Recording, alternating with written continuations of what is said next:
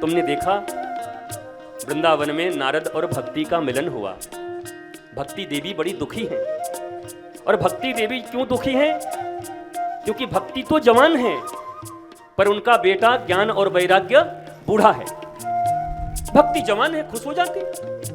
भक्ति तो जवान है, भक्ति तो प्रसन्न है, उसको तो कोई रोग नहीं है। लेकिन उनका बेटा ज्ञान और वैराग्य है।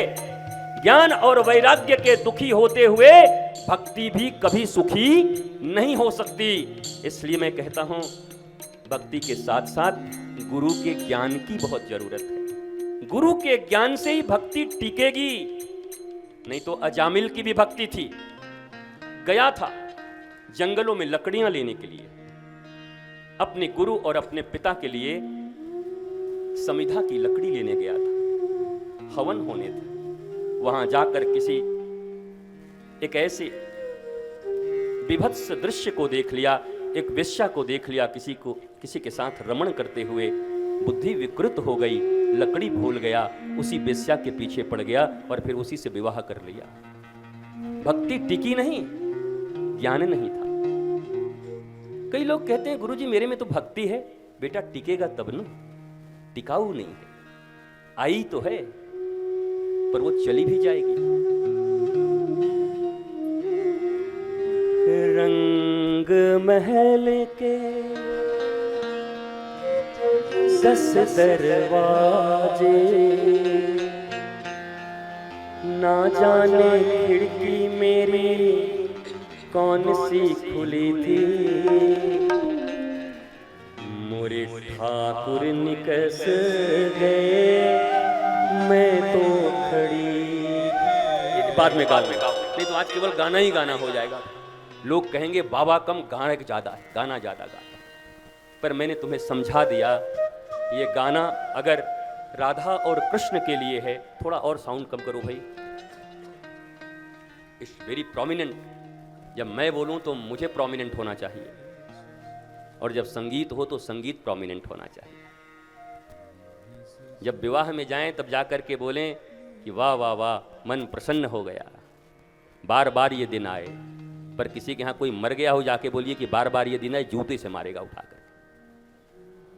तो जब मैं बोलता हूं तो मेरे माइक वाले बंधु, मेरे प्यारे नागपुरी, मुझे बेस दिया करो, मुझे प्रोमिनेंट बनाया करो। और जब उनका गाने का टर्न आए तो उनको दे दिया करो। बोलूं मैं और उनका ज्यादा बजेगा तो सुनोगे क्या? बाद में जब सुनोगे ना कभी कानों में लगा के, तो तुम कहोगे ये लाउड बहुत है, म्यूजिक बहुत लाउड है, क्या बोल रहे हैं गुरुजी, सुनाई नहीं पड़ रही। तो मैं तो तुम्हारी इतना भी ख्याल रखता हूं, बाकी लोगों को तो ये भी ख्याल नहीं है, बेचारे सब मौज में हैं। हमारा ख्याल, जागृत अगर होगे तो हर क्षेत्र में जागृत होगे। गुरु जागृत है तो हर जगह जागृत है। ऐसा नहीं कि मंदिर में जागृत है और सड़क पे ऐसे से चला जा रहा है और ट्रक मार दिया और निकल गया ऊपर। उस सड़क पे भी उतना ही जागृत है। मैंने आज तक लाखों किलोमीटर खुद गाड़ियां चला के यात्रा की होंगी, लाखों किलोमीटर खुद पूरे देश का 5-5 चक्कर कराया हूं। पर आपको जानकर आश्चर्य होगा, जब मैंने गाड़ी चलाई आज तक मेरी गाड़ी में खरोंच नहीं आई, न किसी को खरोंच आई मेरी गाड़ी से, न मुझे कुछ। रात रात दिन दिन चलाया। मेरे गुरु ने मुझसे एक बात कही थी कि सुन, जब गाड़ी चलाना तो याद रखना कि सड़क पे सारे अंधे हैं। जितनी भी गाड़ियां सामने ऐसा ना, सब अंधे धृतराष्ट्र की औलाद है, केवल आंख तुम्हारे पास है। मेरे गुरु ने मुझसे कहा था, जब सड़क पे गाड़ी चलाना तो ये समझना कि सारे के सारे अंधे हैं। बाएं दाएं मत करना, हम तो बाएं तरफ थे, उसके बाद भी ये मार दिया तो मर गए, खत्म हो गया। मरने के बाद बताओगे कि बाएं तरफ थे कि दाएं तरफ थे? कितने लोग कहते हैं मार के तो दिखाए तो हम बता देंगे। अबे क्या बताएगा, तू तो चला जाएगा। ये ऐसे मूर्ख दुनिया में मैंने नहीं, मूर्ख आदमी, बचो। इसलिए मैंने अपने गुरु की बात को मंत्र की तरह माना। लाखों किलोमीटर गाड़ियां चलाई रात दिन, लेकिन यही सोचता था कि जो भी हैं सब अंधे हैं, आंख केवल मेरे पास है, बच के चलना है मुझे। और मेरा एक्सीडेंट नहीं हुआ। जीवन भी ऐसा ही है। तुम सोचते हो ये बुरा है, तुम सोचते हो वो बुरा है, तुम सोचते सभी बुरे हैं, सभी अंधे हैं, सभी धृतराष्ट्र हैं, पर तुम तो अर्जुन बनो, तुम तो मीरा बनो, तुम तो जनाबाई बनो, तुम कबीर तुलसी बनो, तुम बनो करमैती, तुम बनो रत्नावती, तुम बनो नामदेव। तुम दुनिया से आशा मत रखो कि दुनिया तुम्हारे लिए क्या करेगा। मुझसे टकराएगा तो मैं भी बता दूंगा। नहीं, भक्ति अगर करनी है तो तुम अपने आप को ठीक बनाओ। घर में कौन ठीक है नहीं, बहुत ज्यादा चिंता मत किया करो। पड़ोस में कौन ठीक है, बहुत ज्यादा चिंता मत किया करो। मैं अगर मेरे साथ रह रहे लोगों का चिंतन अपने दिल में बिठा लूं तो मैं कथा क्या व्यथा भी आपसे नहीं कर सकता। मेरी मस्ती अलग रहती है। मैं जब व्यास पीठ पर होता हूं तो फिर अब क्या कहूं आपको, फिर कुछ और होता है, मामला ही कुछ और होता है। और आप भी ऐसे ही रहो दुनिया में, मेले में अकेले और अकेले में मेले लगाया करो। मेला में भी रहो तो अकेला रहो, और अकेला भी रहो तो भीतर का मेला लगाए रखो। कितना चीज है भीतर में, आनंद का, आह्लाद का। भक्ति रानी दुखी है मेरी मां। केवल भक्ति से काम नहीं बनेगा, क्योंकि उनके दोनों बेटे दुखी हैं। ज्ञान और वैराग्य दोनों दुखी हैं।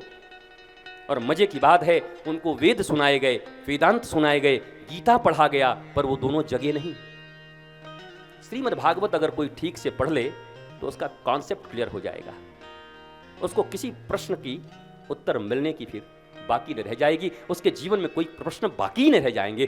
प्रश्न उठेंगे उससे पहले उसको उत्तर मिल जाएगा। हम सुनते नहीं, हम आयोजन करते हैं। मैं बड़ा धन्यवाद देता हूं बर्मन जी को और बर्मन जी के परिवार को। मैं दुनिया में बहुत कम जगह देखा हूं जो लोग आयोजन करते हैं वो ठीक से कथा सुन पाते हैं।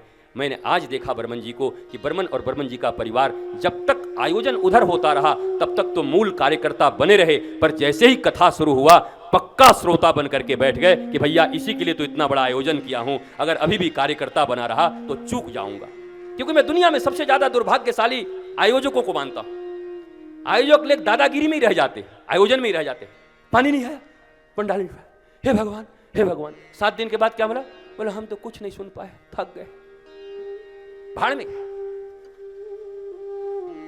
जब तक 1 बजे के पहले तक जितनी तैयारी करनी है कर लो, और 1 बजे के साथ जो बैठो अंगद की तरह पांव जमा करके, तो फिर कोई आए कोई जाए। 4 बजे के बाद जाकर के फिर उनको प्रणाम कर लेंगे, उनकी सारी समस्याओं को सुन लेंगे। पर 1 से 4 तक मैंने समय राधा रानी और कृष्ण के हवाले कर दिया है। ये समय मैं दूसरों को देने वाला अब नहीं। इतनी तो दृढ़ता होनी चाहिए।